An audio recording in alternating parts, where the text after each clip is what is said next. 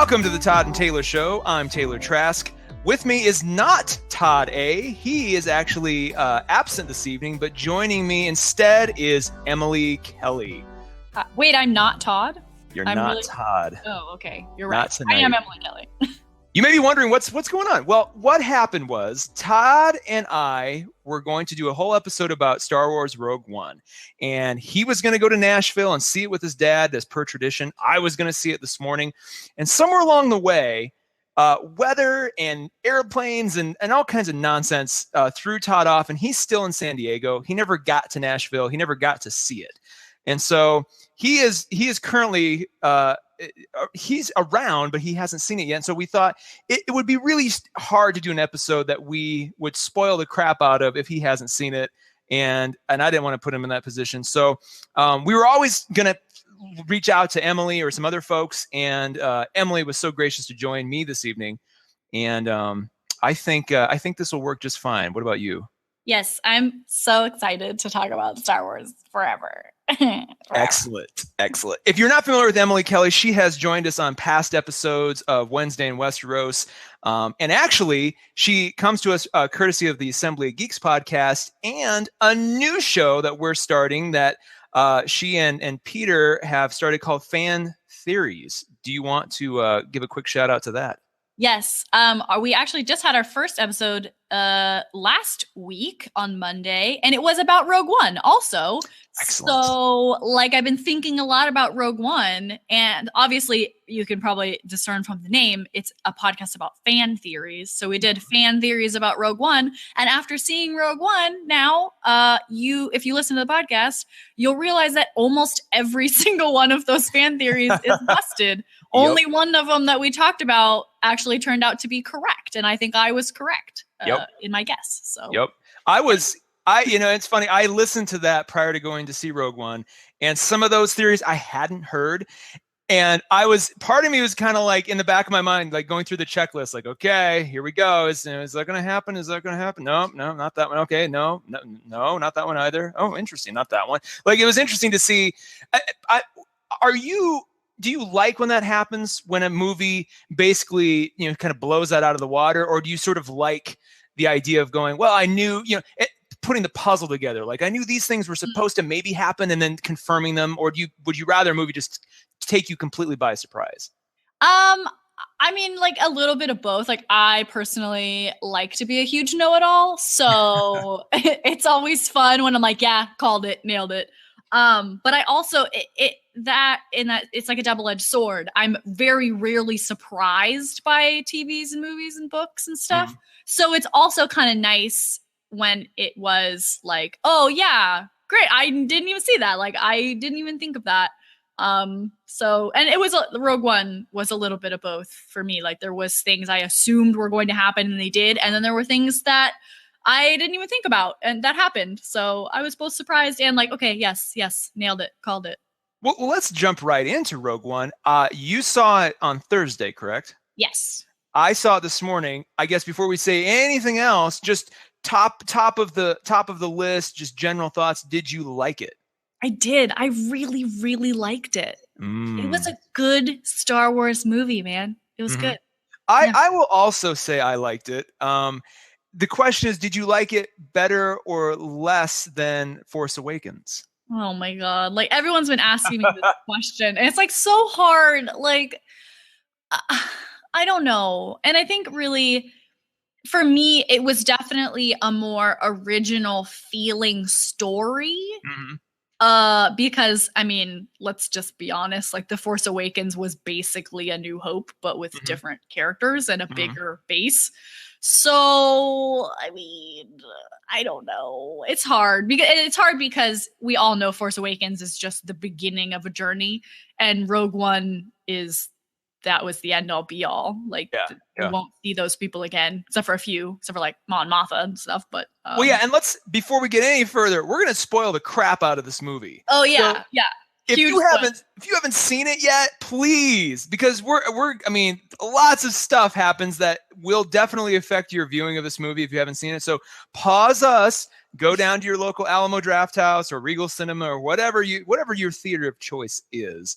Go watch it, and then on your car ride back, unpause us and we'll continue on, because there's so much in this movie that like I don't even know if it's possible to discuss it without spoiling quite a bit of it. I mean, there's I don't think it is really like, and you could say, well, we know how it ends. Like, yeah, we do kind of, but there's so much along the way that I didn't expect, and that, you know, just visually you don't see coming, that's kind of a huge deal. So and just FYI for those listening, I'm going to be drinking some yerba mate from my teapot here as we go. So if you hear a sipping sound, that's what that is. I guess let's start at the beginning and run through some big picture stuff. What were the highlight moments for you? Like, what were the moments that really jumped out that you're like, oh God, I mean, that when you get it on Blu-ray or digital, you're just going to rewind, you know, a bunch of times because they were so perfect for you. I really loved the first time we see Donnie Yen's character, Chirrut Inway, where he fights all those stormtroopers. Because if you're not familiar with Donnie Yen, he is a extremely proficient and very cool kung fu martial artist. He was in all those Ip Man movies. So he's a really So, which is Wing Chun kung fu, Wing Chun martial arts. So he's really, really good. And so I was like waiting. I was like, please beat the crap out of these dudes in a super cool way. And he did. So that was like really good. I mean, the reason I got into Star Wars originally was seeing Empire was all of the space battles, the dogfighting with the X-Wings. So I really loved that whole space battle thing. The best part of that whole space battle, though, is so the Mon Calamari are great strategic minds. You know, they just like see a situation and can like, you know, understand what should happen. So for him to like suggest, they're like, oh, that Star Destroyer is down, get out the hammerhead and use the hammerhead to push the disabled Star Destroyer into the other Star Destroyer. Wasn't that badass? Oh my God. It was like the coolest thing. It was so cool. And just like, because you're watching and going, what are they doing with that? And they're like, oh my God. Is he going to use the ship to destroy the other ship, to destroy the shield? Like that. I'll watch that part like 1,000 times. I was a little surprised that when it went offline the first time before they rammed it, I'm surprised it didn't just randomly fall into the thing. But I guess it would make sense because it would be sort of in stationary lock. You know, it wouldn't just randomly start falling. So that there was a lot of kind of like space physics that made more sense in hindsight. At the time, I'm like, why won't that just fall? But you're like, well, no, of course. If it was still, you know, I'm glad they kind of went the way they did and really sort of got a little bit more detail oriented with how space works, you know? Yeah. And I mean, Star Wars has never been the most sciencey of sci-fi things. We're rewatching Star Trek: The Next Generation right now, and they do so much more like science things than Star Wars. But that's okay. It doesn't have to be science. When the destroyer got crashed in the other one, there wasn't some gigantic rip-roaring explosion. There was just, you know, everything just kind of broke apart in really slow motion, and you're like, oh, that's how it would be like that. I'm so glad. I mean, just little touches like that. I'm sure Neil deGrasse Tyson would, you know, drop in at any moment, and go, oh, it's not that accurate, but that's for my taste and what I was looking for. I dug that. What else? What other characters or moments or scenes really got you jazzed? I really liked Captain Cassian. I've been a huge fan of Diego Luna for like years and years, from E2 Tambien and Dirty Dancing 2, which is a dumb movie, but he was very good at it. Havana Nights, is that one? Yes, Havana Nights. Yeah. Yes. Because he is quite charming and handsome. And so I was like really interested to see him in this very like leading man, big franchise movie role. And he did a fantastic job. Like he had that really subtle like badassery feel. Yeah. He didn't have to be a big guy. He didn't have to like be a brute, you know, you look at him and you're like, yeah, you've done some stuff and some things. And I believe that. And I believe that you believe in this cause. I also really liked K2SO. Yes. Yes. Because like, I mean, Alan Tudyk is the brilliant. I really wanted to open my phone and figure out who the hell was voicing that character, because I didn't check ahead of time. And the entire time I'm like, who is it? And then part of me thought, is it Anthony Daniels who's doing it? Like, is he actually, because it had kind of a quality of that voice, but I'm like, well, maybe not. And then sure enough, Alan Tudyk, of course. Like I should just always, whenever in doubt, it's probably going to be him. And he like stole the show. Like he was so good. And I think those came about from some of those reshoots that people were really worried about. Yeah. Is that they tried to add a little bit more comedy to it, and they really used him brilliantly because it was like that dry humor. It wasn't like haha super funny, like rolling on the floor laughing, but then you realize like, oh my god, that's the best. Like when they're in the spaceship for the first time and Jin has a blaster, and he's like, would you want to know the statistical probability of her using that against you? And he was like, no. And then the robot's like, it's high. It's very high. It's very high. So brilliant. Like he was done so well too. Well, and it's like I'd heard rumor that his character, like that droid would be interesting and fun, and I really found that hard to believe because the design of it was so meh. And I'm like, really, this is going to be a fun character?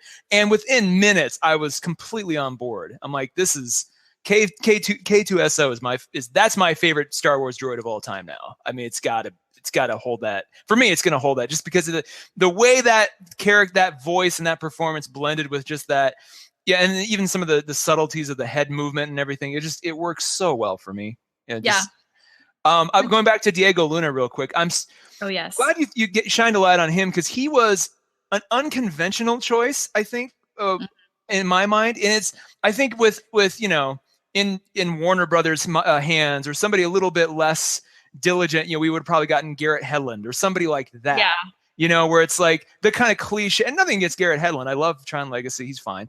But like, it's just that cliche kind of like Buccaneer character versus somebody a little bit more subtle, and a little bit, just a little off the beaten path. And I dug him more and more as the movie went on too. Yeah, me too. And I think, the best compliment I've been hearing about this movie is what it means to so many people of color. Of just like how I felt sitting watching Force Awakens and going, oh my God, there is a female lead character in a Star Wars film. This is something I've always dreamed of my whole life. And a lot of people, African Americans, seeing Finn.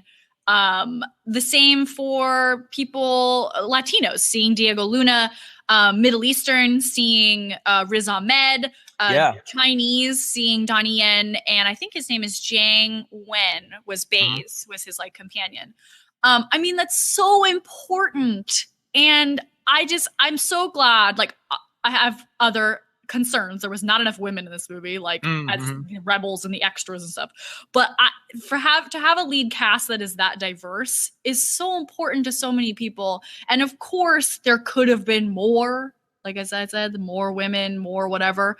But like for a little kid who loves Star Wars and gets to see a character that looks like him and sounds like him or her, so great. Well, and it felt too like this is what the universe would probably be like. Exactly. Yeah, exactly. And more aliens probably, but yeah, that was a little surprising. There weren't as many aliens as you'd expect. They had a couple in sort of their ancillary scenes and things, but it wasn't the calamari. I think were the ones that were more center stage. The other thing, going back to your point about women characters, there was that one blue pilot who was a woman. There was like 2 female pilots, and Mon Mothma. Yeah.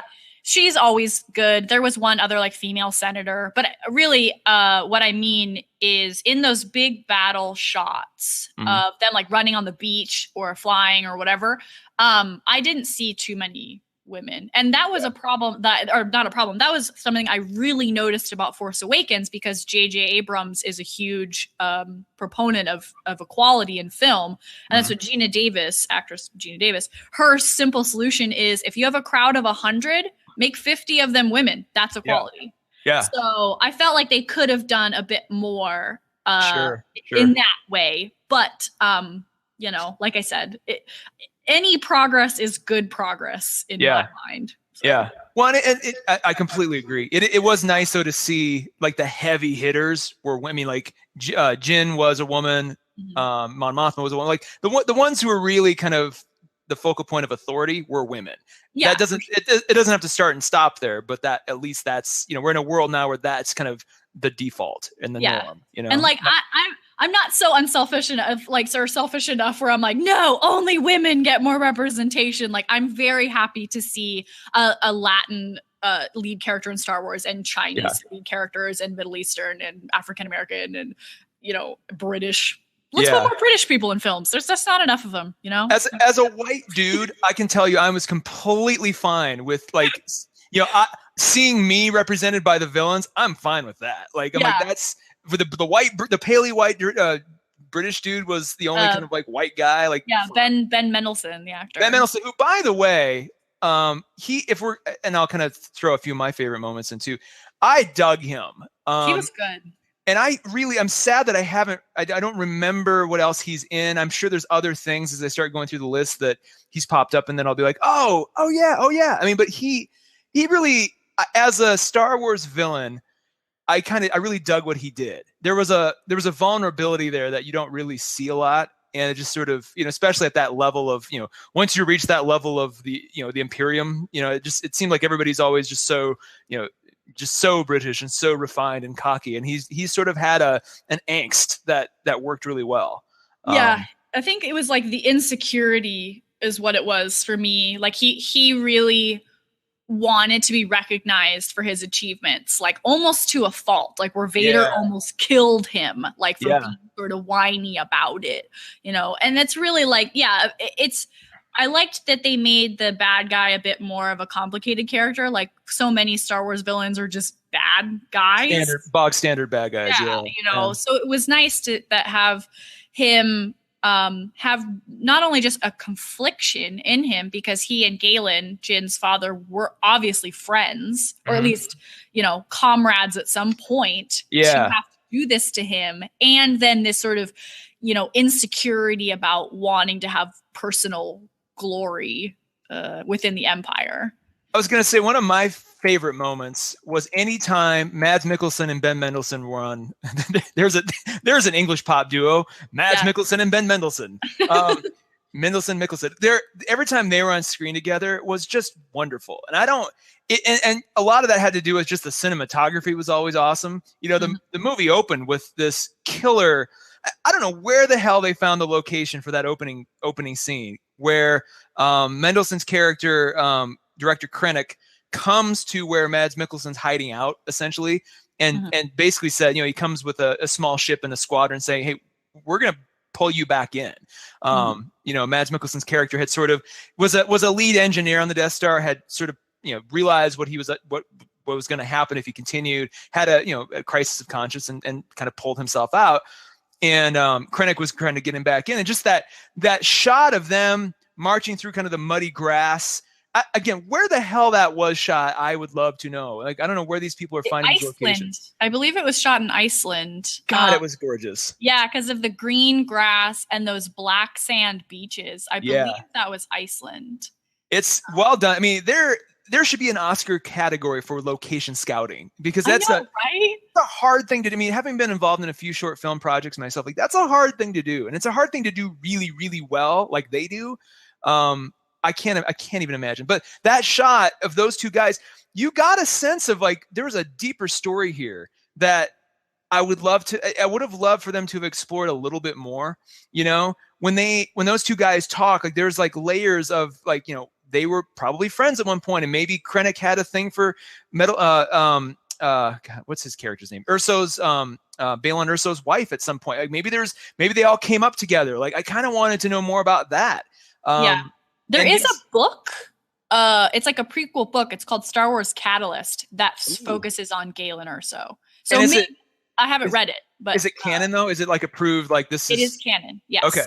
Yes. I'm gonna look into that. So I haven't read it, but I hear it's good, and it does deal with Galen. So perhaps it talks more about their relationship and like what Galen's deal is in that.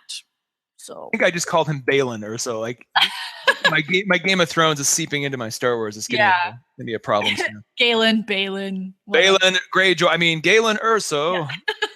There was a little bit of a Pike feel to where, you know, where we started. You know, they're just like that sort of scene. And I'm on the payroll for Mads Mikkelsen anyway. So like anytime he pops up, he's just so damn charming. Like I got to see him in 2 things this year. Now that Hannibal's done, I got to see him in Doctor Strange and this. Like, please, work more. More of him. And you know, he's one of those people like Ralph Fiennes, where he's a great villain, but I like him even more when he's just playing a regular protagonist or somebody with, you know, very human flaws, you know, where he just gets to kind of explore a character quite a bit. Like he's one of those guys, dare I say, we can't have a podcast go by where I don't name check Kingsman. If Mads Mikkelsen ever found himself in Kingsman, I will shriek like a little girl, because it would just, he's got that sort of charm where you're like, oh my God, he would be a great sort of stand-in for Colin Farrell whenever need be, you know, just I agree. If we ever need him. And what else was he in that I liked? Oh, going way back to Clash of the Titans. Remember that remake from like 4 or 5 years ago? Yes. Was he in that? He was in that, and he's like, you don't even recognize him much because he's wearing like, you know, a helmet and stuff, but he kind of leads the soldiers out of whatever the hell, you know, kingdom that they're trying to protect from the Gorgon or whatever. You know, he's in that too, and that's when I was really like, because I think prior to that he was just villains, and that was when I was like, you know what, he could, as kind of throwaway as this character is, he can actually bring a level of humanity that I really dig to these guys. Oh, for sure. He was really good. And I mean, he like had not enough screen time in my opinion, and probably but neither did Forrest Whitaker. And Forrest Whitaker brought it in this too. Like I was sort of eerily captivated by what I can't pronounce his name. Saw Gerrera. Yeah. That was you know, and this is my favorite Forrest Whitaker is Last King of Scotland. Like he can after that he's bought himself a pass forever for me. Like he can do anything he wants that I, you know. And this but this was and this is another moment I really liked, the idea that a regular person, not a villain, can have a bunch of sort of robotic appendages and sort of, you know, help. Like I'm sure it was intentional, but like he was basically Vader without the helmet, you know, in terms of this sort of support suit that keeps him alive and keeps him going. There was even a line where he goes like, you know, there's very little of me left. I just kind of, you know, that juxtaposition to Vader was, I'm like, that's interesting. Yeah. I actually, I love Forrest Whitaker, but I didn't like him in this. Ooh, interesting. And I think it was just like, I don't know what they, and I think it has a bit to do with the reshoots that they did. Because it was like that whole big speech that he gave in one of the trailers doesn't end up in the movie. Yeah. So, yeah. God, there was, you know, on that note too, real quick, there was so much from the trailers that didn't appear in this I was movie. like, wait, I forgot the part that I liked from the thing and didn't even show up in the movie. I mean, maybe they'll do it like the DVD or whatever, but I think if you watch the Clone Wars, the animated, you would know him, Saw Gerrera. He shows up in the Clone Wars. He's like in this of like, I don't know, like 6 or 7 episodes. And so in those, it's he and his sister, and they're basically revolutionaries. On their planet has been taken over, and Anakin and Obi-Wan go there, and against the Jedi code and kind of like against the Republic's wishes, they like help them start a revolution and win this revolution. So that he's like been a fighter most of his life. And so I liked that element of the character. So that's why I was like excited to see him in this movie.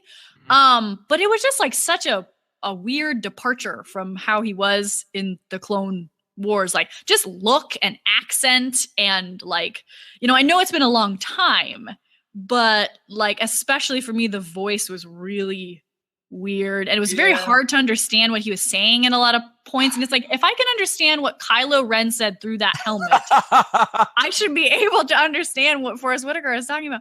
So I don't know. That was kind of like, I love that point of comparison, because we've come a long way from Bane. If like, we've come, you know, from everybody being like, rah, rah, rah, rah. You're like, what? And then we get Kylo Ren, who's perfectly understandable, you know. But you're right. You know, you're kind of winning me over to the side, because there was a lot of his dialogue that just was muddy as crap, you know.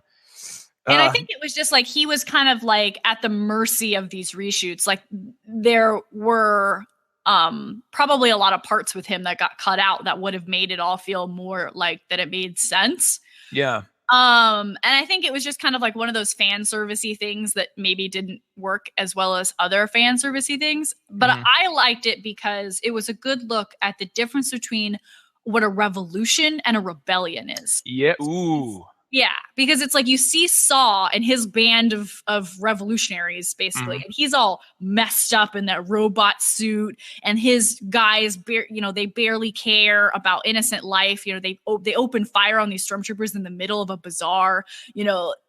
That they're a little bit on the rougher side, whereas the rebellion is like, they're trying to minimize casualties. They're trying to do the safe thing. They continue to have a structure with, the counselors and the council and stuff.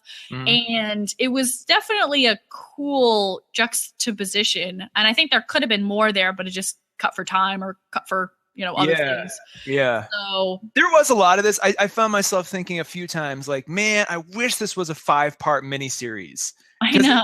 They packed so damn much into this thing. Like it almost felt, I was almost put off in the beginning because the first 15 minutes, they were bopping around from planet to planet so fast. I'm just like, slow the hell down just for a second. Like once we got past that opening sequence where we find out how Jin and her father were separated, which I love that whole sequence. It was like, we're on this planet, now this planet, now this planet, now this, and it was like so fast.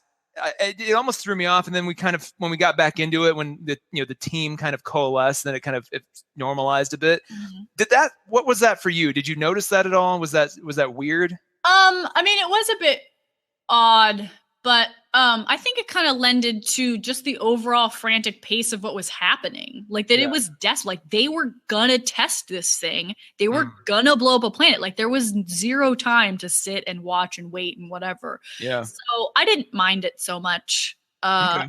And I get it. I mean, they only have one movie to do this, so they kind of needed to like go through a little of it, So I'm finding myself more and more, I almost have to go into movies like this consciously reminding myself what a movie is. It is, 90 minutes to 2 hours. It is, I've gotten really used to TV and long form storytelling, but not so much on a completely different topic. Like I texted Todd too, like he and I are probably going to do a Westworld podcast because I really had a lot of problems with Westworld, specifically the pacing.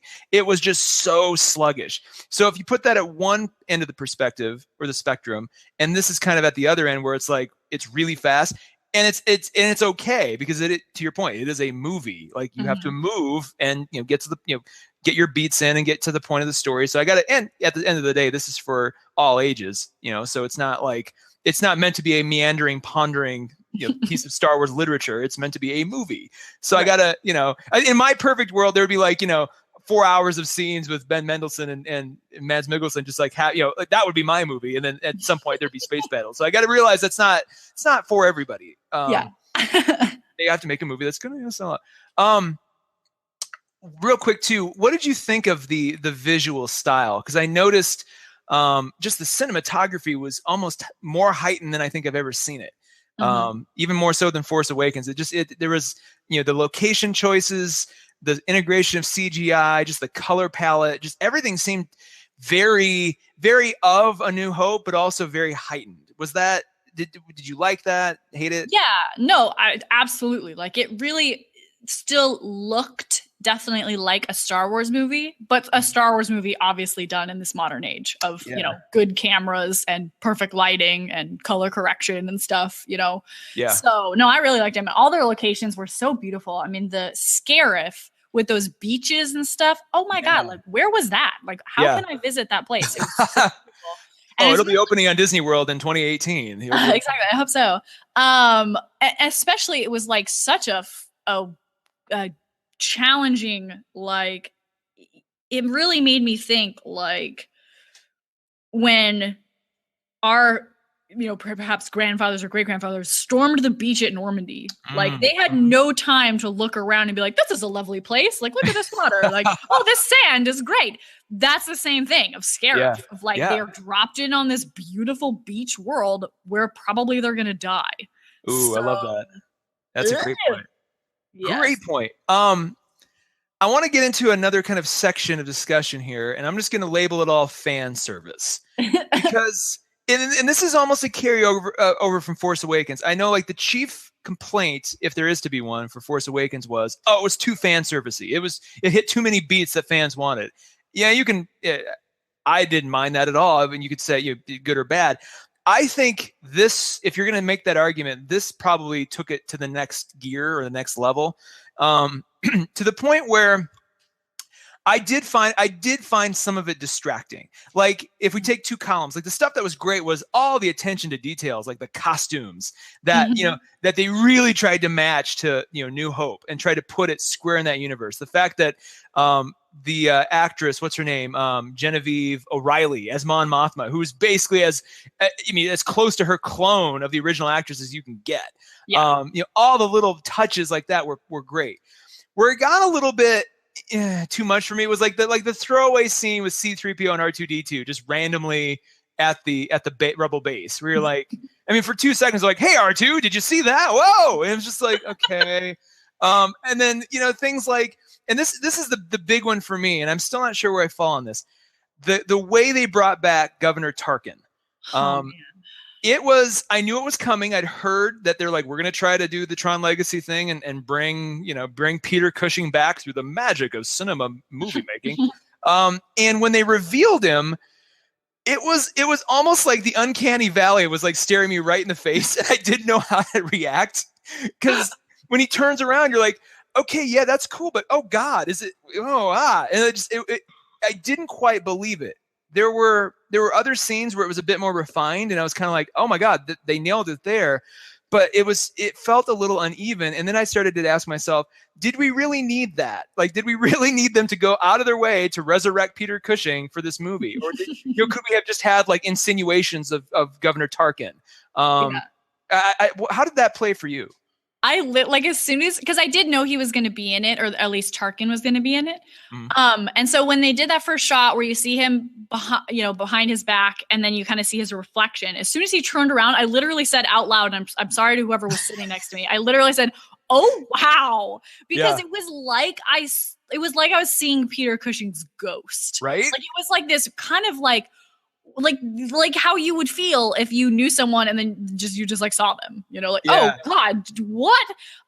For me, like I always marvel at the technology of these things. Like they just did it in Westworld too with Anthony Hopkins. They aged him down a little bit, and in Civil War, Captain America: Civil War, they did it with Robert Downey Jr. A little bit in that like simulation that he does. So I know it's fake. For me, Tarkin looked really good. I know a lot of people had a problem with the eyes, which are the hardest to animate. Any animator will tell you. For me, what took me out of it was the voice. The voice was like all wrong. And kudos to the voice actors who did the aliens and did him and did a few of the other ones. But it was just, that's what really took me out of it for him. But at least for these, like the few ones, Tarkin, Leia is also the Leia one. Yeah, the Leia one at the end. I will actually, don't get me wrong. 1,000 kudos to the animators to freaking. I knew that was like a feat of magic to pull off, and not even just like 3 seconds. Like Tarkin was in it a good chunk of time. He probably had 15 minutes of screen time at least. Just that. So believe me, more power to you. But just the Leia thing at the very end, like when we saw her back turned, I kind of wish, I'm like in my mind I was thinking, don't turn around, don't turn around, don't turn around. And then when she turns around, I in the theater was going, what? And and the people next to me were like, they kind of started to chuckle when I did that, because it was almost like one step too far, because I'm like, man, we get it. We don't need to see her. And then and then they actually show her face, and it was almost, it felt a little more rushed in terms of the job compared to Tarkin. It was like they spent all their time on Tarkin. They're like, oh God, they want a Leia scene too.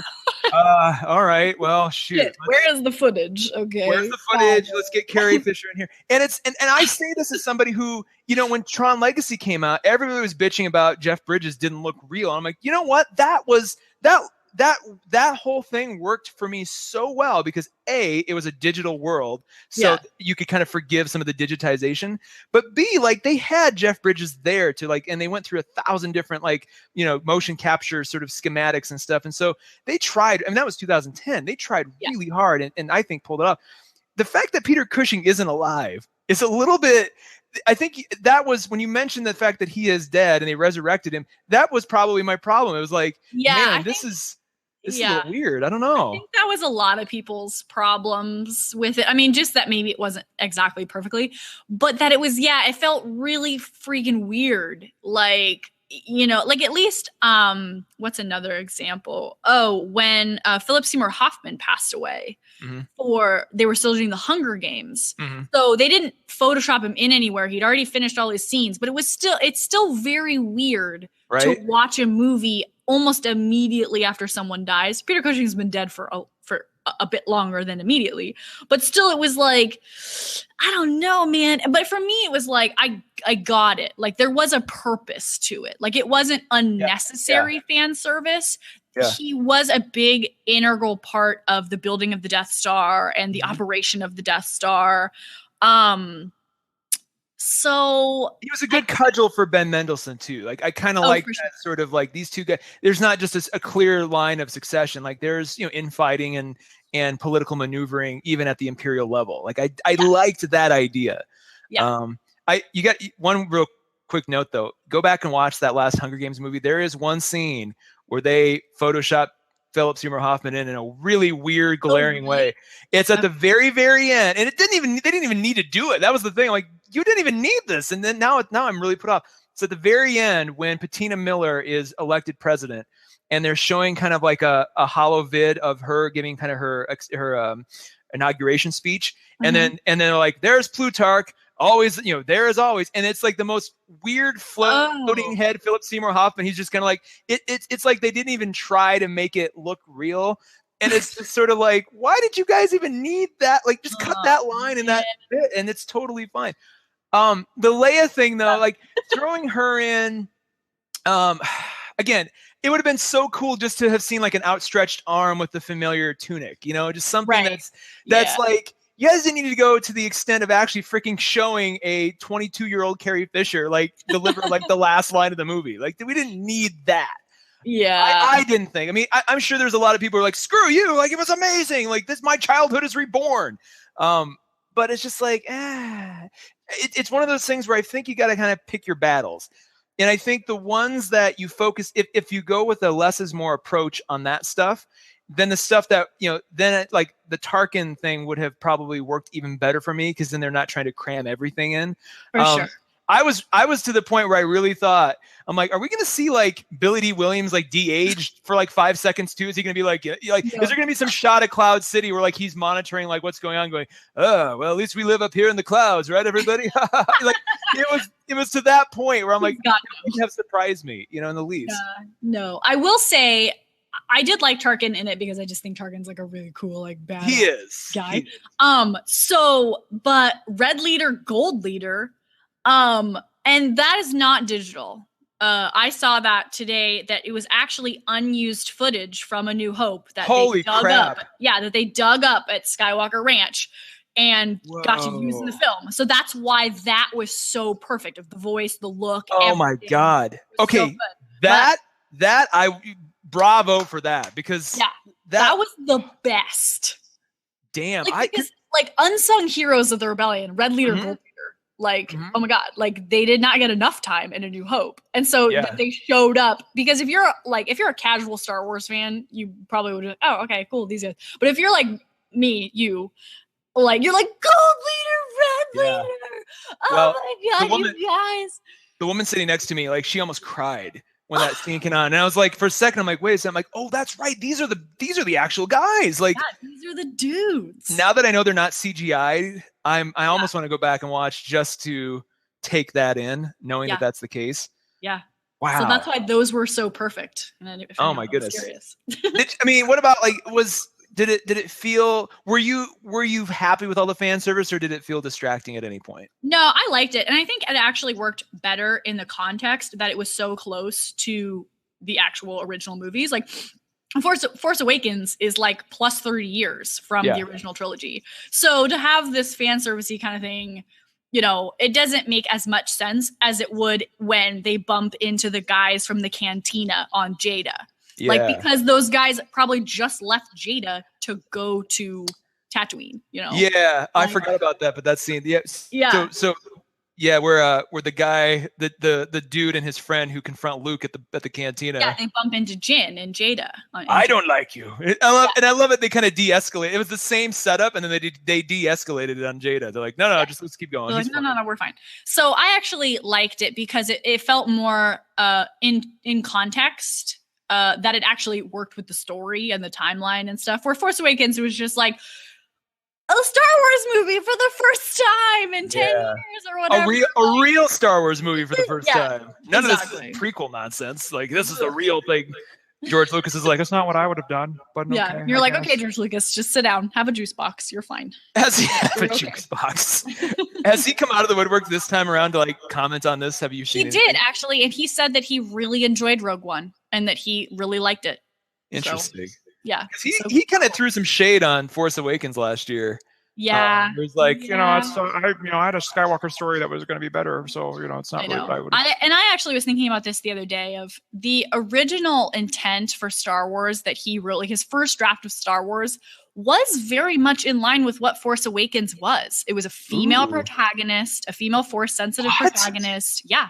He wrote Skywalker as a woman. Damn, I didn't know that. So, and I mean, like this big, crazy starbase or whatever. So I understand why he's a bit salty. We actually talked about this on the Assembly of Geeks. We were joined by an author who just did a biography about George Lucas. And so he was explaining, like, it wasn't that George Lucas, like, after all the shit with the prequels, it was more, he was mad at, not the fans so much, but more just mad at the film industry in general of like, he wanted to make a Star Wars movie the way he wanted to make it, and nobody ever would let him make it, Oh, sure. So it was more like he still has a lot of opinions about Star Wars. And I get that, man. I think George Lucas is a freaking genius. And thank you, George Lucas, for inventing this beautiful world that has brought so much joy to so many people, including me. You know? If he wants to complain a little bit, that's cool. That's his prerogative, man. I'm sure J.R.R. Tolkien would complain too. Oh, God. I couldn't even imagine if Tolkien was still alive. And it's like, he'd probably rip the hell out of the He would movie. like slit all of our throats. Like, oh, God. Hobbit. Like, he would sit in the Hobbit theaters and like cry, probably, Well, like I did that. I mean, that's the Hobbit's a whole podcast to do its own. I really wish, though, Lucas would be more Stan Lee and less, curmudgeon. Because it's like Stan Lee Stan Lee knows what he's like. We were just Stan Lee in his wildest dreams never thought there'd be a multi-billion-dollar movie industry taking his creation so seriously, right? Yeah. And I think, like, I wish George Lucas would recognize, like, dude, you have inspired an entire generation of filmmakers who care about this shit more than you ever did, and like, sit back and enjoy. Like, they're playing with more money and more like everybody on those teams like cares about this to death. And you could just go in and enjoy. Like, as a creator, I would be thrilled with that. Like, just to know that they were taking it so seriously and weaving in so much detail that's loyal to the original. For sure. So on that same note, what did you think? And we'll talk more about the ending in a minute. But like, for just a second, what did you think about how they tied this so closely into New Hope? Were you expecting that? Because literally, this thing ends probably 2 hours before A New Hope begins in the timeline of the universe. No, I mean, and I expected that because it's like the story of Rogue One is in the scroll of A New Hope. So, and I was laughing in the fan theories. I made a joke of like, hey, you want a sequel to Rogue One? It's called A New Hope. Maybe you've heard of it. Yeah. Like, it doesn't need a sequel, people. Like, it has one. It has 3, actually. 2. Yeah. In the most part. Yeah. So, no, I liked it. And I love those kinds of things. Like, when they go back and you can see how it all kind of fits together. Like, that was, speaking of The Hobbit, since I've mentioned it, that was kind of like, I love that, where you kind of get to see like, oh, I've already seen this one and now we're going back and I get to see like the right come up, like of how we got into the other thing, like almost immediately. Yeah. And again, I thought in context, it worked really well. I mean, it was like, it was really cool to your like, because I've seen A New Hope a billion times. So I'm like looking at this StarCraft going, oh my God, oh my God, oh my God, oh my God, that's Leia's craft. Oh my God. Like, they're getting this onto the ship where she just goes. Like, I loved it. Okay, great. well let's just talk about the ending now then, because like the other thing I found strange, and there's so much of that ending was so amazing and also like a little befuddling. Why exactly was Leia's? Why would they put Princess Organa on a ship that close to the freaking battle? Like it just seemed weird that all of a sudden there's this. And maybe I misunderstood, because like the ship that she was on was like anchored on the she anchored on the calamari vessel that was like literally there? One of them, yeah, one of like the space jumpers or whatever they're called. The Alliance. Was that intentional? Because it seemed like she was, when they cut to Bail, the last time Bail Organa was on screen, they kind of name checked the fact that he'd be handing something off to Leia, or she'd be helping out. But it did I misunderstand that she was meant to be there at the battle? Because it was just like, why would they put like such a valuable asset right in the line of fire like that? It was just, I don't know. I didn't really think about that, to be honest. I think maybe it was just like they just decided in a split second, like, oh God, we're gonna go help them, I guess, like, and it just, they were already on the ship going somewhere. Yeah. And they're like, nah, we gotta go to Scarif and fight. So hang tight, I guess, maybe I should rewatch it, because the ending was so frantic that I'm sure there were details that I just missed the first time that I'll see the second and third time that'll make it feel a little bit more fleshed out. Yeah, but that just makes sense. Like, yeah, like what if she died? Like, what would if there would be no Star Wars essentially? Yeah, I'm like they were sending her into uncharted territory. So not only that, but the and I forget the calamari general, that it wasn't Admiral Akbar. Thank God. It was like a different admiral. Yeah, I forget what his name is too. Sorry. Not calamari guy. It's that guy. But like he was almost like they made it seem like he was sort of not defecting, but acting like, he kind of went rogue himself with his ship. So it was weird that like then her ship was part of them. Like, what? Yeah, I don't know what happened, but I think maybe they're just like, maybe that's one of those moments where like, just ignore that. It's cool that she's here, right? Just like it. Damn it. Well, and I'll forgive it only for the fact that last scene where Vader boards, like just that last hallway scene where Vader boards it and starts ripping through all those guys. That was worth the money I paid alone, just to see Vader board it and start using, like, because we never really got to see Vader really use the Force in a massive way in the first three. He got to do the choke thing a lot, but we never got to see him like pull a Kylo Ren, like stop a laser blast, like, midway through firing, or just rip somebody, up against the ceiling and just toss them aside. Like, we finally got to see some Vader badassery that's, that fits in today's context. Yeah. For we got sure. the tools to do it. But and I always thought that too about the originals. Like, nobody is as afraid of him as they should be. Yeah. Like, he is a powerful, very bitter, angry person. Like, they should like, none of those Imperial guys should be sassing him at all. No. I mean, he could kill them literally with a thought.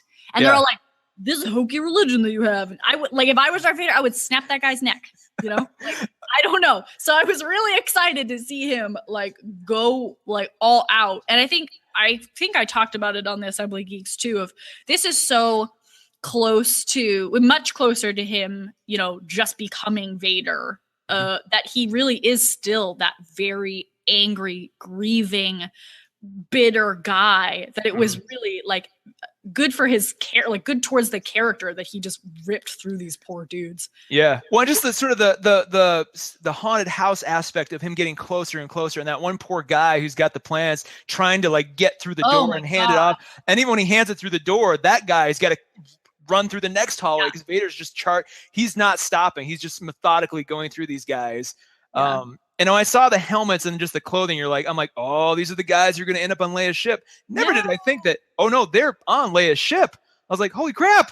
So that was kind of cool to just see that happen. Because in the back of my mind, I'm like, okay, at some point we're probably going to see how it gets to Leia. But I didn't realize we'd see literally how it gets into her hands. I was like, oh God, we're going to do that. When you mentioned, by the way, like Vader, I can kill you with the thought, that I'm reminded of that Eddie Izzard scene, or Eddie Izzard joke. It's like, I'm Lord Vader. Wet. I can kill you with a thought. Are you Mr. Stevens? No, I'm not Mr. Stevens. I'm Vader, Lord Vader. Like that. You're so right. That bit, that Eddie Izzard bit. And if you wonder what I'm talking about, go find the Eddie Izzard album Circle, or the live special Circle, or just go Google Death Star Canteen, Yes. And you'll find the scene, and it really does sort of represent, prior to all these movies, like the first trilogy, like a lot of those Imperial guys don't really treat Vader with the respect he deserves. And it's weird. What does it do? It does death. Yeah, It's a Death Star. It does death. Yes. God, it's fun. I need to go watch that now too. It's so fun. Because it's like, and I really wish they got to have like more Vader, because it's like, I know this isn't Vader's story at this point, but like, it always bothered me about the original trilogy that people were not more afraid of him and like more wary of him. Like you saw like Kylo Ren's like having a bitch fit, and those stormtroopers just turn right around. Like they're like, no, thank you. We do not want to be a part of this. Yeah. You know? So do you? Maybe it's. I mean, and what did you think about the lack of?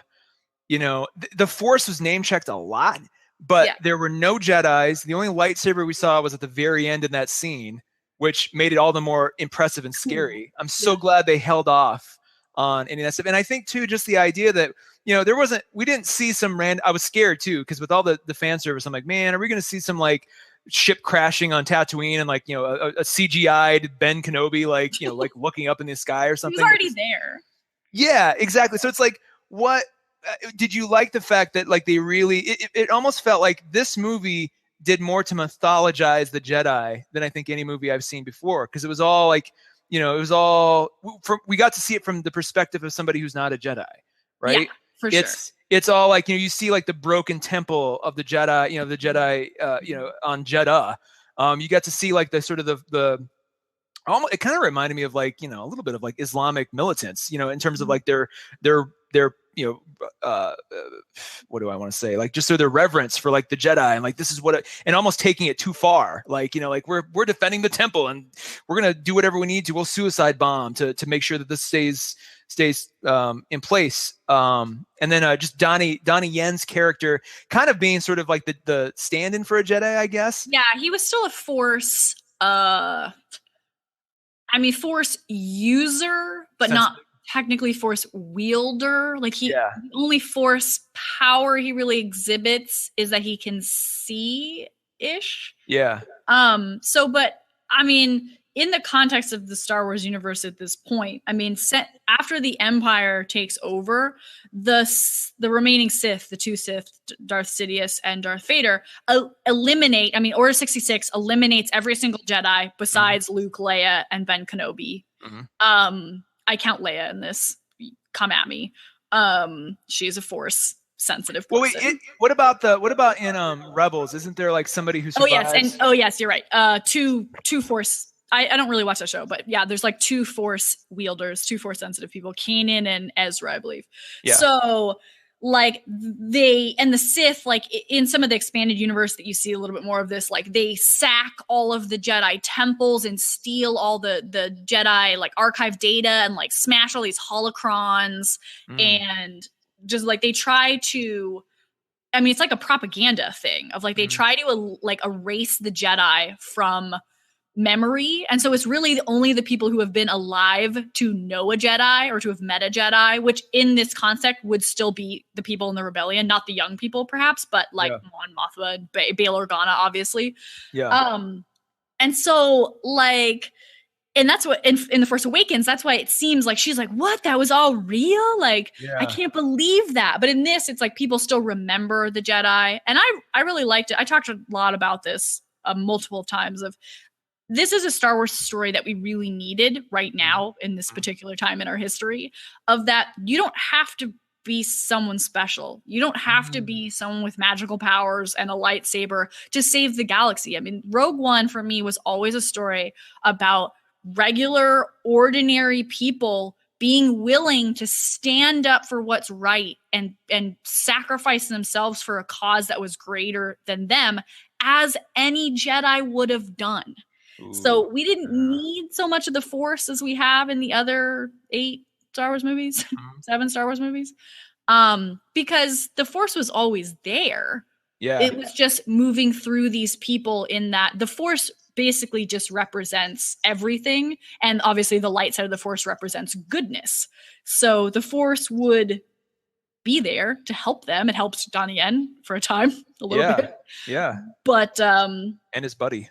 and Baze, obviously Baze. But that it also the Force is non-partisan. The Force helps Darth Vader and Darth Sidious too.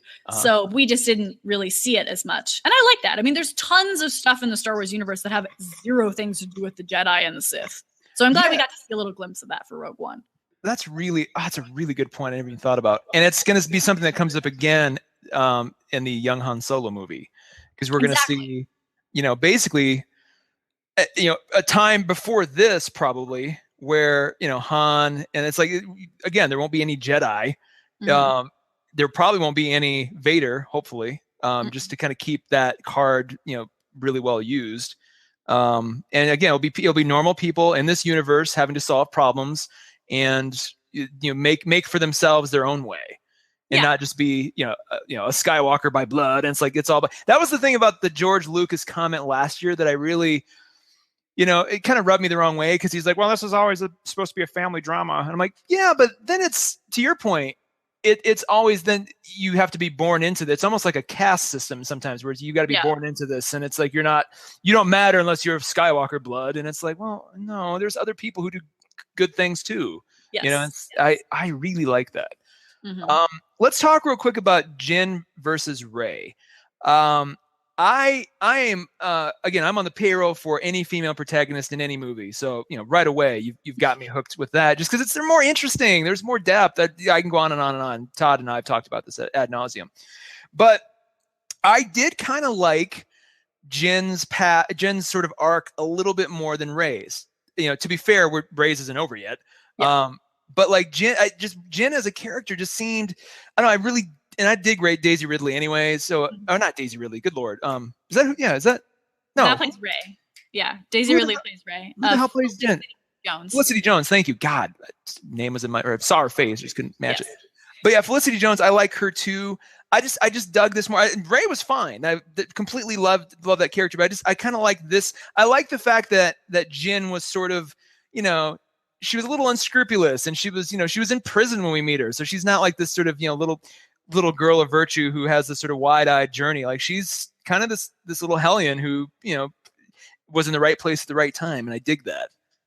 Yeah. And I mean, exactly, like Rey, we are going to get to see more of. Yay.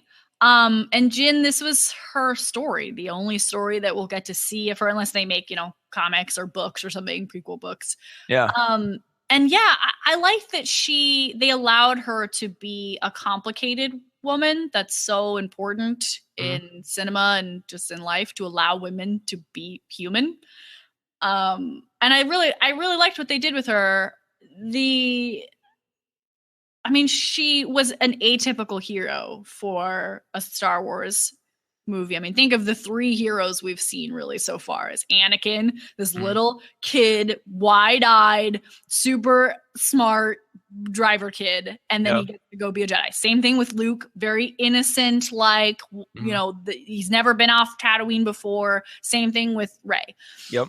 Jyn has seen the galaxy and done some stuff and lived, that she is coming in. We come into her story when there's already a lot of story that's run. Yeah. So, and I really like that. And I think Felicity Jones is a very good actress, and she just has a really good presence, and beautiful. She's a beautiful woman.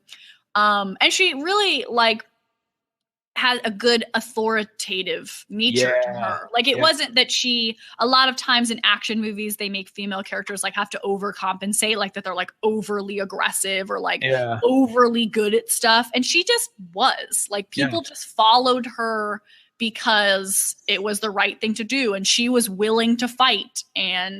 But I like that she had a lot of conflict, that she had a lot of complicated feelings about the rebellion. And I think that was a really good look at the rebellion of we have always seen them as the good guys, and maybe not everyone sees them that way. Maybe a lot of people were just cool with the Empire. Maybe they didn't like it, but that they had a job.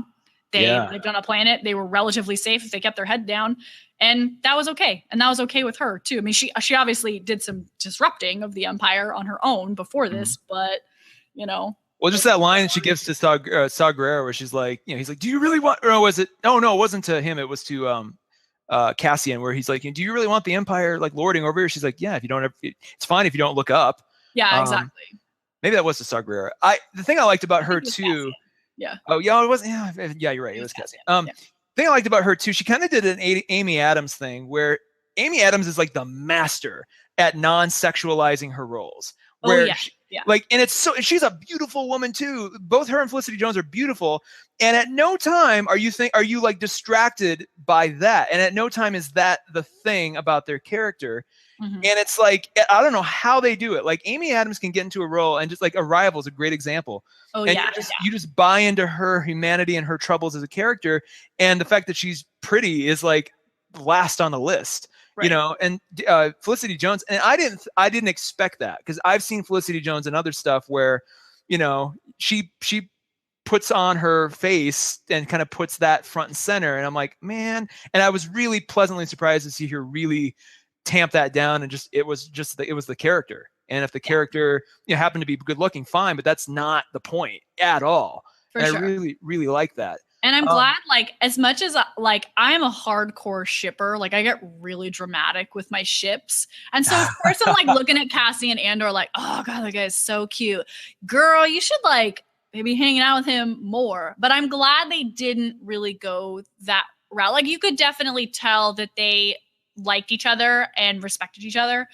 But like at the end, when they die, it was a much more satisfying ending for me, that they're just like holding hands and hugging, not like making out or anything. Yes, thank you. Like it just felt more like they didn't need to, and I liked that. Like it was good. Like they just understood. Like, look, I'm gonna die, and it was nice to know you, and you're cute, and I'm cute, and bye.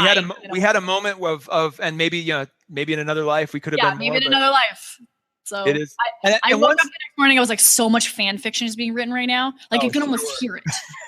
Like I hear the fangirls getting ready, myself included. Oh yeah. Well, and once I was past the point where it's pretty clear that she wasn't Rey's mom, like because that that was bandied about quite a bit. Like, oh, she's gonna be Rey's mom. And this is I'm like once we were past that, once they're like, we're stuck on this planet, we're not getting off. Then my next thought was, I was trying to, as I second guessed the movie all the way through, my next thought was, now if these guys make out at any point, I'm going to dock them a house point, just because it's like, but so I'm so glad they had the restraint to go, this is what, in a real world, this is what the situation would be. And, that was so, I knew once he sort of fell on at first when he fell from the thing, when they were climbing up the data tower, I'm like, God, did he fall the way? And then when he landed, I'm like, oh, well, he'll be back. So there's that little, he'll be around, but it was a little bit nerve wracking because like 3 other characters had already died at that point. And so I'm like, oh God, like, well, when I did have to laugh too, by the way, on that same scene where that like little chomping thing, that chomping hole thing was like, she had to jump through it. I was in the theater, I was like, what? And like everybody started laughing. I was like, okay. Really? Like, great. Yeah. Okay, good. Yeah. This is cool. Yeah. It's like, why did we need like real? And I almost wonder if that wasn't just like thrown in there for shits and giggles. Like, well, we got to have something ridiculous, some kind of like, let's just like keep the anxiety like jacked up to 9, Yeah. And I wonder if that wasn't part of the reshoots. We're like, we just need some kind of like ridiculous imperial, like weirdly designed thing here that makes no sense. Stupid thing. Yeah. Yeah. Why is that in here? Let's talk about that real quick though. Everybody dies. Yeah. Everybody dies. I knew they were going to die. I mean, we talked about this in fan theories, and this is part of the reason why so many of our fan theories are busted now. Mm-hmm. So we had so many theories where like, oh, then Jyn becomes Captain Phasma. And I'm like, no, she doesn't. She's been obliterated. She cannot be Rey's mom because she's dead. Yeah. So, I mean, as soon as it was like describing what the plot of this movie was, like, they're all going to die. And I kept saying like on Twitter, like, do not get attached to people on this movie because they are going to die. So like Peter, if you listen to the fan theories, like he's fanboying out about Donnie Yen because he loves martial arts. And I'm like, don't get attached to him because you will be sad. And someone said of like, oh, I just, there just wasn't a lot of character development. Like, I didn't feel like we got to know the characters. And I'm like, oh my God, like, can you imagine if we did? Like, Yeah, I was seriously. sitting there crying for like 40 minutes, like this end part. I was like crying about X-Wing pilots I had no idea about. Like, I didn't even know their names. Oh, when K2SO started going down, I'm like, oh man. Oh, that was the start of my tears. Yeah. And I said on the podcast too, I was like, that robot is going to die for humans. Mark my words. He seems, cantankerous now, but he will die for them. It's one of those things where, and it goes back to like they really treated this like this is what would have probably happened in a real context. Oh, yeah. Like even to the point where like, yeah, the character development thing is usually one of my chief complaints. But I'm like, these guys hardly had time to even say hi to each other.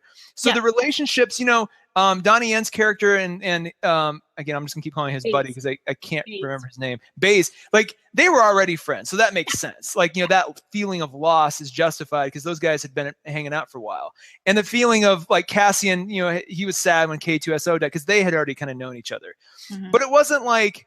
There wasn't some scene where like, Jin was having like a forced memory of Danny Yen dying and going, oh God, there's like none of that. Like that could have easily been forced. And I'm so glad they held back. I did kind of think, I'm sure a lot of these guys are going to die.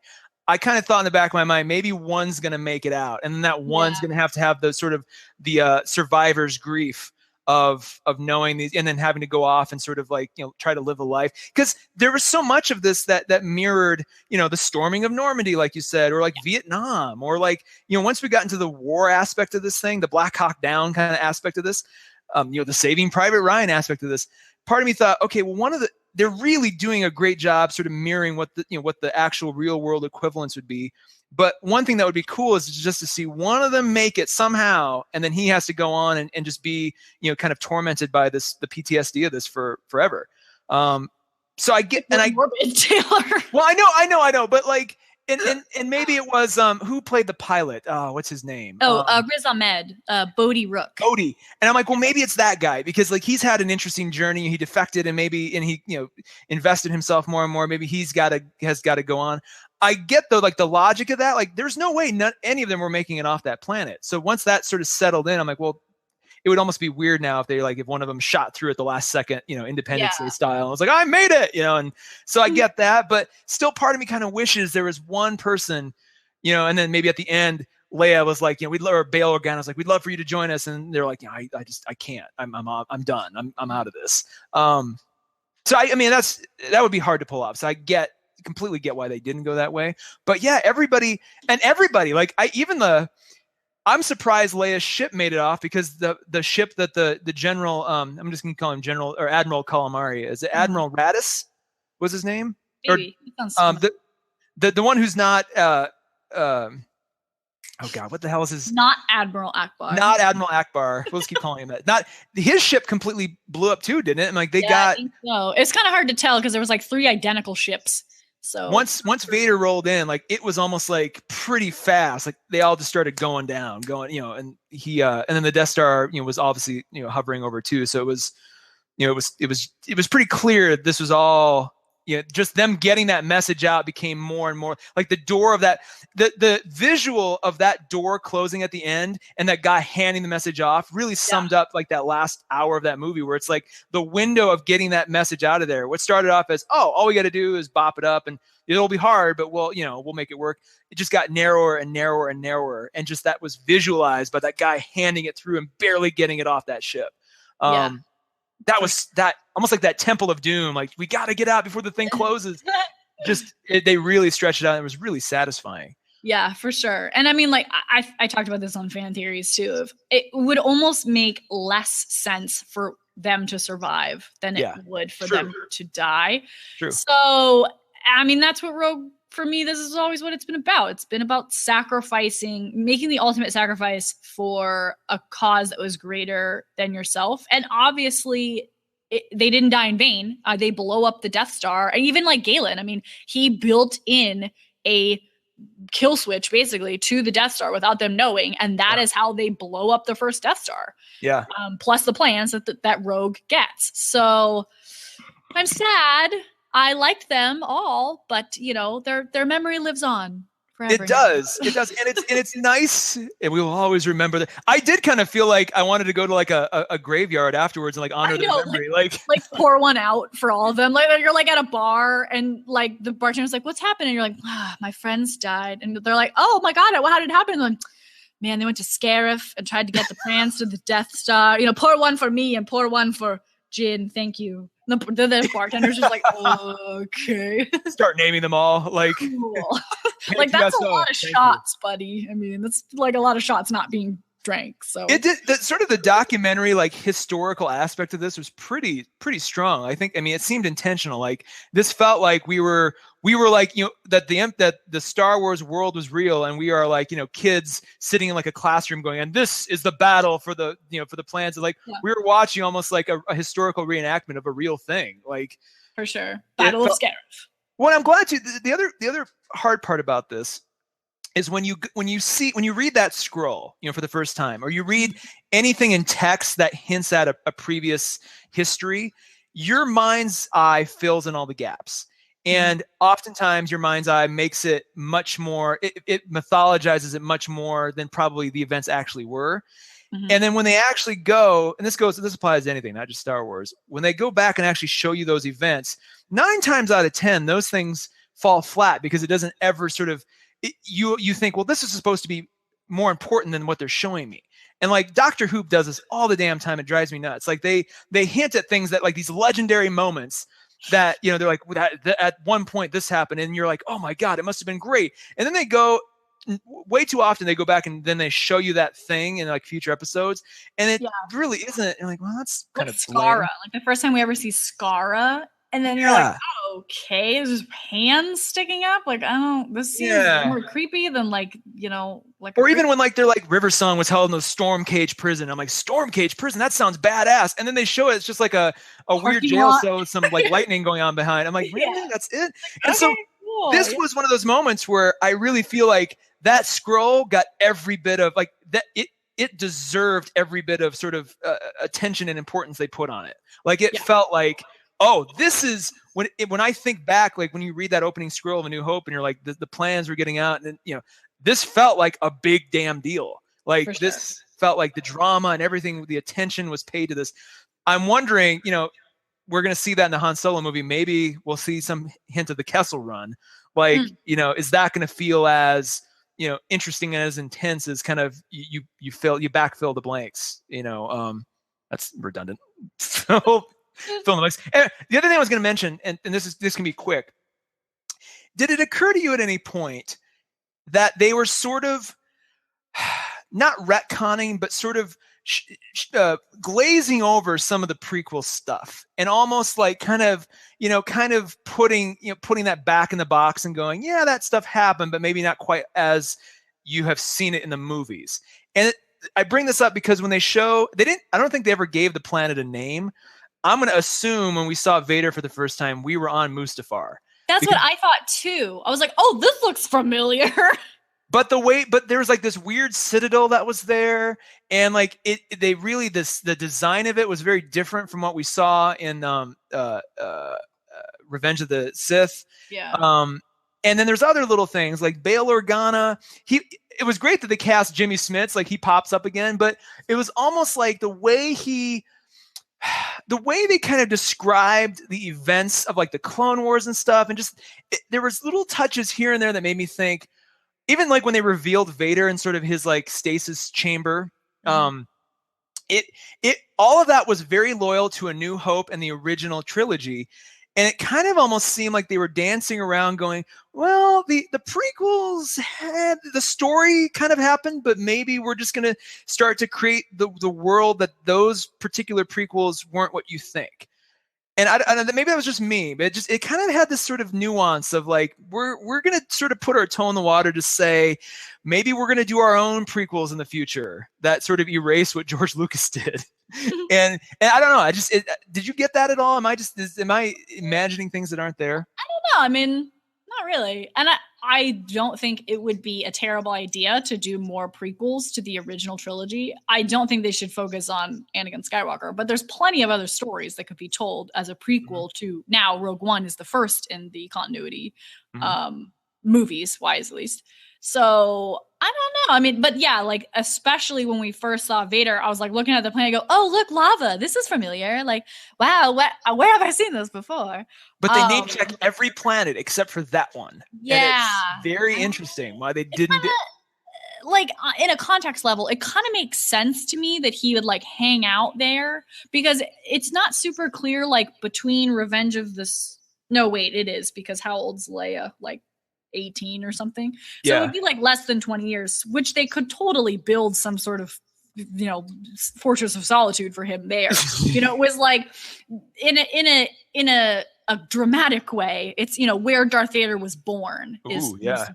So I get why he would kind of hang out there, and it's just like a cool fucking, you know, there's lava everywhere. It was like, a great visual. I think it in the feels books, like a bad guy, you know, it feels like a bad guy hideout, you know, and it's almost like that they built basically like a new Sith temple because they have guys there, you know, like that guy that came to like tell him that Krennic was there. Yeah. Obviously a servant or a disciple or something. So like a high priest of the Sith temple or something. So I kind of wish they had talked about it, or at least identified it a little bit more, because they identified almost every other place, but like frantically. But I think in the books, and because I had a friend who literally sat down one weekend and gave me like so much of the books. I mean, this is like 15 years ago too. So it's stuff that, you know, Thrawn was, you mentioned him, all that stuff I became aware of. But I think Mustafar has always sort of been in canon, like the home world of Darth Vader after the battle with Kenobi. Yeah. And maybe it's just a matter of like, they're like, you know, we're not trying to whitewash the prequels. We can just design it better now. And so maybe it's just a simple matter of that. Like, you know, it's been 10 years since that came out, and we've gotten, you know, our scenic designers are better now, and everybody is going to care a little bit more. So, you know, it could just easily be. I had this there was a strange disturbance in the Force that just sort of permeated that. Like, I kind of got a sense, not like a Days of Future Past, like that shitty X-Men movie never happened, like not like that deliberate, but just this idea of like, they may be sowing the seeds ever so delicately to go, one day we may go back and give you a different Anakin Skywalker story that's going to be better. So I don't know. I don't think they will, but they might give some other sort of context, like, you know, another Jedi story of some kind. Or a Sith story would be more. It'd be really cool, by the way, in the books, and this is spoilers for other stuff too, but in the books, the you know, the big temples that the rebel base is in this and A New Hope, apparently those were at one point like the original Sith temples. And there's all this stuff in the books that, and again, you could argue which books are canon, which aren't, you know, so on and so forth. None of them, unless they came out in the last 4 years, none of it is canon. Oh, okay. So they've actually said don't get your hopes up. There's like only one thing. Thrawn is being brought back for Star Wars Rebels, so they might bring back other people. They've kind of opened the door for that, but for the most part, unless it came out after Disney bought the rights to Star Wars, none of it is canon. None of it is. Okay. So there's a potential then for those buildings, those temples, to be connected to the Sith somehow. Yeah. And that would be, I would love to see that. That would be kind of cool too. I mean, that's getting way back in the Jedi mythology. And I kind of dig this idea that, you know, that is an ancient, like it has a very ancient quality to it now. And I kind of like that instead. There's so much, you know, but once we've lived, I mean, if Disney keeps going with this, you know, 20 years from now, we may be in a situation where we're like, well, let's go back and see. Yeah, exactly. And there was so many cool stories in the expanded universe. I mean, Mara Jade is probably one of the coolest stories. My personal favorite Star Wars story is Darth Bane. It's a trilogy about one of the most powerful Sith lords that ever lived. And basically his whole thing is that he is so smart and like so strong in the Force that he has set up things, like even after his death, he has set up things that essentially lead to the fall of the Jedi in Revenge of the Sith. Oh, I mean, not Revenge of the Sith. No, that's what I'm thinking of. Revenge of the Sith. Like, so he, like his influence spans thousands of years, basically. Wow. I think it's like 2,000 years. Well, wait. He's not in any way connected to Snoke, is he? No. And that's what a lot of people were like, oh, Darth Plagueis was another name that got thrown out there, which is Darth Sidious's master.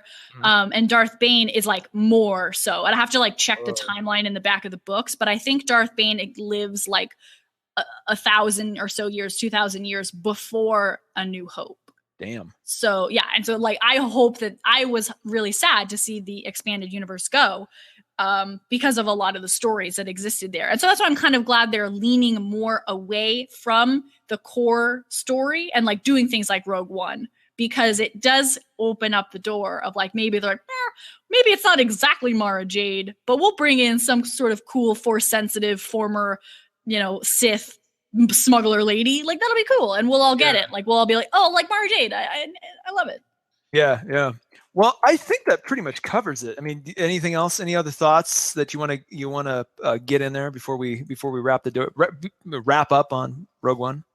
We mentioned him very briefly, but Riz Ahmed, who played Bodhi Rook, was really good. He was fun. He was good, and he was like good in this sort of like very scared, like he doesn't really know what he's doing, but he is still really good at stuff. And I just love. I mean. Someone was saying the other day that he's like one of the first, I believe he's Pakistani originally, Pakistani British. He's like the first Pakistani British man in a major motion picture that this person has seen that he was not a terrorist or like a bad guy. Yeah. Like that he was a hero. He really was a hero. And I really liked him. I've read a lot of stuff about him as a person and an actor of the kind of treatment he's faced in Hollywood and just the treatment he's faced in general post 9/11. And so I'm really excited that he got to be in this movie and that little boys and girls, Middle Eastern, Pakistani boys and girls who love Star Wars get to see him and so cool. Like know that he's a hero and that they can be heroes too. So, and that's for anyone. And a hero who had a change of heart too, mind you. Like he was sure. Like had a change of crisis of conscience. Exactly. Like it's never too late. It's never too late to switch sides and do the right thing. Everyone who voted for Trump. Hear that, everybody? Yeah. Food for thought as we close. Food for thought, year. everyone. Well, it's been a pleasure chatting Rogue One with you, Emily. Where can folks find you outside of this episode? You can find me on Twitter and Instagram at that Emily Kelley, Kelley. The Assembly of Geeks podcast is in its last week. This week, our last episode is on Wednesday of this week. But we will have a new podcast in the new year. For more on that, you can go to assemblyofgeeks.com, and I will be back for that new podcast as well. And then, of course, you can find me once a month to start, at least, on right here on the Their Network for Fan Theories. Our next episode, actually, Taylor, will be about Westworld. Ooh. So maybe you'll join us, Taylor. Well, So, I'm looking forward. See, here's the deal. Questions. I'm looking forward to somebody selling me on Westworld because long story short, like it's gorgeous, it's perfectly acted, but I just have some major problems with pacing and everything, and I really want somebody to put forth an argument that I would buy to re-engage that show. So I'm looking forward to you guys. Trying to sell me on it. I also am at Taylor Trask on Twitter, and you can find me and Todd A on all our shows here at their.network. If you're listening to this prior to January 1st, we've got a lot of cool stuff coming in January, a whole new website, a whole new sort of presentation. We also have our long-awaited web series probably kicking off in January. So stick around, keep following us. We got a lot of cool stuff, and find all our shows wherever podcasts are downloaded. It's been fun, Emily. Thank you so much for joining me and pitching in for Todd this week. Yeah, it was my pleasure. Anytime I get to talk about Star Wars and have my little geek out, it's the best. Yay! Thanks, everybody. We'll see you next time.